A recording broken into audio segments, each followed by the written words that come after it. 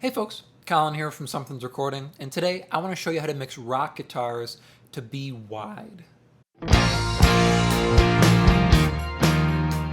We're going to be looking at taking a mono rock guitar and making it wide today, so turning it into a stereo signal, spreading it wide across the mix. But before we dive in here, if you're ready to go a little bit deeper into the mixing process in its entirety and really start to hone your workflow as an engineer, then I have just the thing for you. It is my 7-step mixing checklist, and it's just a simple PDF that will walk you through the entire mixing process, step by step, to help you get professional and radio-ready mixes without any more of the hassle and without any more of the guesswork. It is a completely free guide, and you can download it below using the link in the video description. Now let's jump in here and take a look at this guitar and how we can make it wide across the mix here. Let me start by hitting play here, and I want to show you what the guitar sounds like. So it's just a mono electric guitar for a cover song, so you might recognize the chord progression as well. So here's what our guitar sounds like.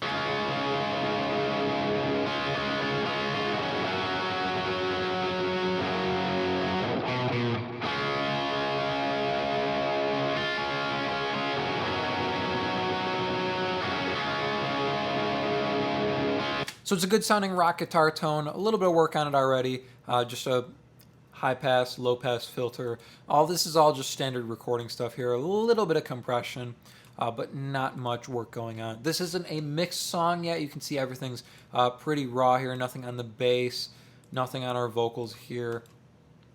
Nothing on the background vocals as well. So this is just a finished recorded track, and we're going to look at making this guitar wide before we jump into mixing it here. So first thing I'm going to do here is I'm going to take this guitar and I'm going to duplicate it completely. So creating a complete duplicate of the track here. So now we have a left one and we have a duplicate of it here all the way across the track here.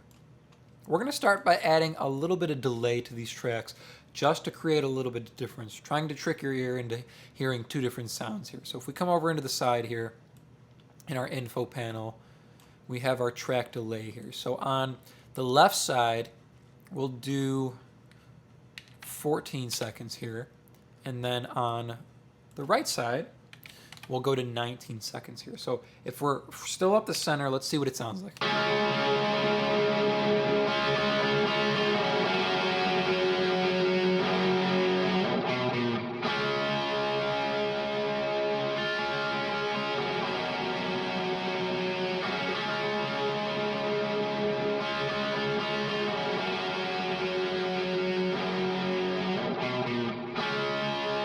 So what we've done is we've given the guitars kind of that chorusy effect, right? By adding a little bit of delay to each side, then it gives the sounds a little bit of distinction. So we're at 14 and 19, so we have a few milliseconds of distinction between the guitars, which allows us to pan them out wide. So it's not the same sound panned out wide, because if it's the same sound panned out wide, then it's just big mono, right? It's just the same sound coming out of each speaker, which is just mono, but louder.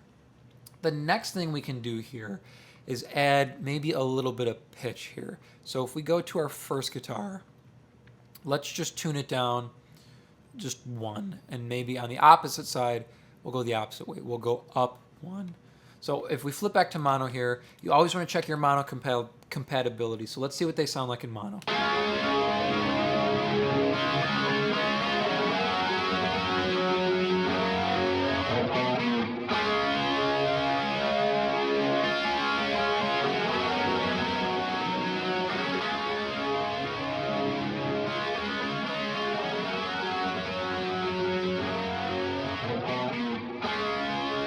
So now it feels like a stereo electric guitar. It's that kind of 80s tone where they're chorusing out one electric guitar tone to make it stereo. So kind of that old-fashioned Journey, Separate Ways, that Frontier sort of sound where it's one guitar track, right? They're tracking live off the floor, but it's stereo. So it's chorused or panned out wide to get you that big sort of guitar tone. So it's not just one right up the middle. That's going to give you a smaller sort of sound, a smaller sort of tone, using this kind of chorus or pitch effect to spread it out wide and get you that big sound. Now, the last thing we can kind of do here is if we take off the EQ and the processing on the bus here, we can do a little bit on each one separately to give them some distinction as well.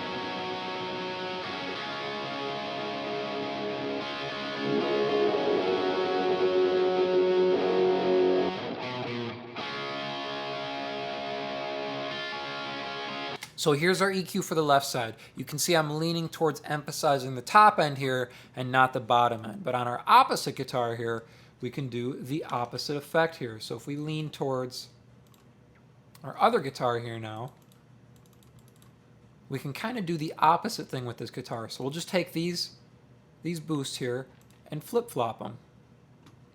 We can leave that in, and we'll flip-flop our filters here on the outside as well.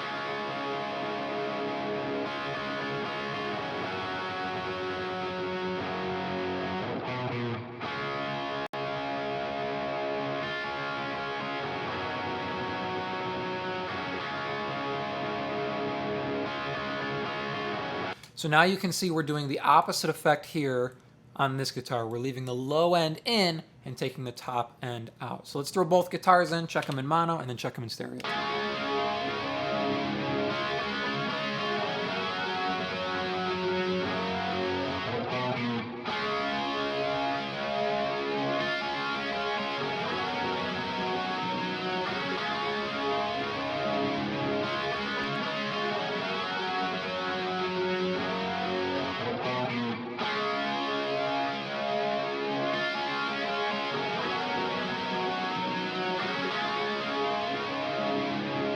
Just throwing the bus processing back on to glue the package together there. So you can see we're doing a couple things here to give the sound some distinction. So listen one more time. This is that big kind of chorusy 80s Journey Neil Sean style effect where we're taking one guitar and making it stereo using some pitch, using some delay and some EQ here. Take a listen, mono and then stereo.